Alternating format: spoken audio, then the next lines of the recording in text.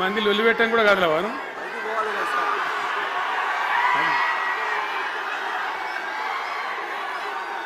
చాలా కలిసి పనిచేసినాం.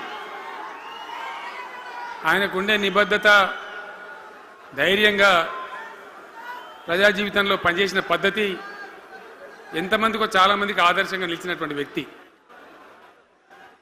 జగిత్యాలలో ఆయన పుట్టి పెరిగి రాజకీయంగా చాలా పెద్దవాడు అయినాడు మీ అందరి దీవెనతో.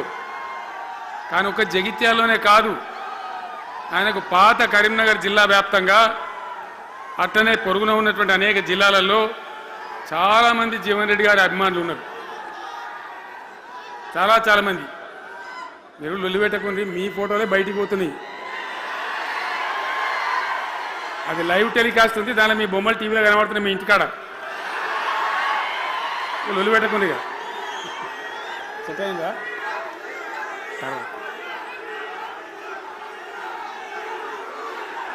సో అట్లా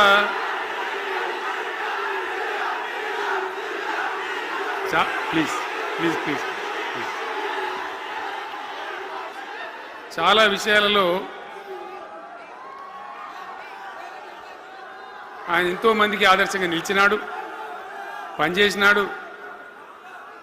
ఈ ప్రాంతం గురించి తన ప్రాణం పెట్టి పనిచేసినాడు. ఆయన మంత్రిగా ఉన్నా, ఇంకో హోదాలో ఉన్నా, ఎమ్మెల్యేగా ఉన్నా, ప్రతిపక్షంలో ఉన్నా తన ఏరియా అభివృద్ధిని ఏనాడు కూడా ఆయన విస్మరించలేదు. లేకపోతే అన్ని పర్యాయాలు మీరు ఎందుకు గెలిపించారు, ఎందుకంత గుండెల్లో పెట్టుకున్నారు? నేను ముఖ్యమంత్రి అయినా వారు ప్రజాప్రతినిధిగా కరీంనగర్లో జరిగినటువంటి సభకు వచ్చింది.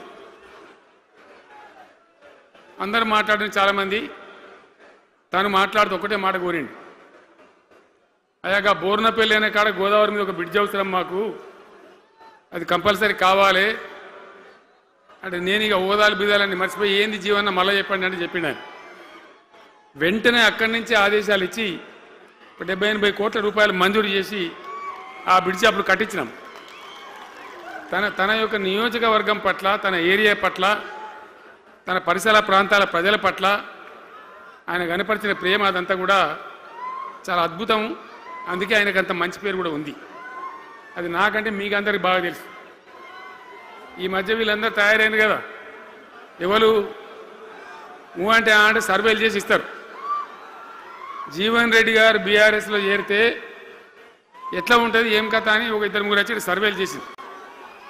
మీ నియోజకవర్గం కాదు, మీ నియోజకవర్గంలో ఆడం బాంబే పేలిపోయింది, దానిలో మాటనే లేదు. అసలు జగిత్యాల నియోజకవర్గం గురించి చర్చ లేదు.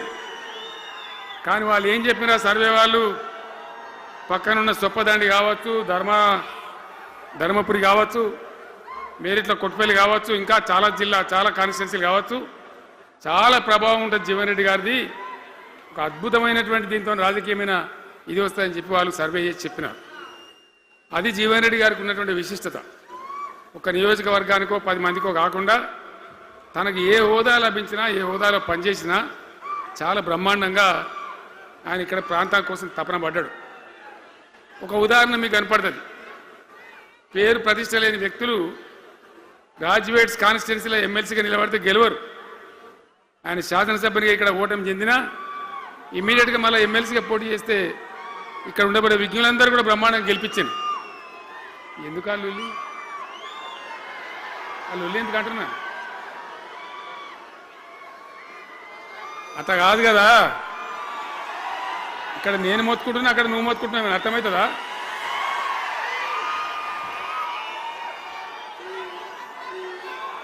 ఏయ్ ఆగవా బాబు, అది వెనక ఊరేటోడు మనోడేనా? విజయసారు మనోడేనా? మోపాయింట్ ఐడియా కూడా మనోడేనా? బుక్కుండా పెట్టు. ఇంత దూరం వచ్చి మనం ఇంత సభ పెట్టుకొని 4 విషయాలు ప్రజలకు చెప్పుకోవాలి కదా. ఈ బట్టి అరుపులరిస్తే ఏం లాభం? సో అట్లా జీవన్ రెడ్డి గారు తన రాజకీయ ప్రస్థానాన్ని ఒక సమితి ప్రెసిడెంట్గా ప్రారంభించి ప్రజా సమస్యల మీద పోరాటం చేసి సివిల్ లిబర్టీస్లో కూడా అడ్వకేట్గా నాడు ఎంతోమందికి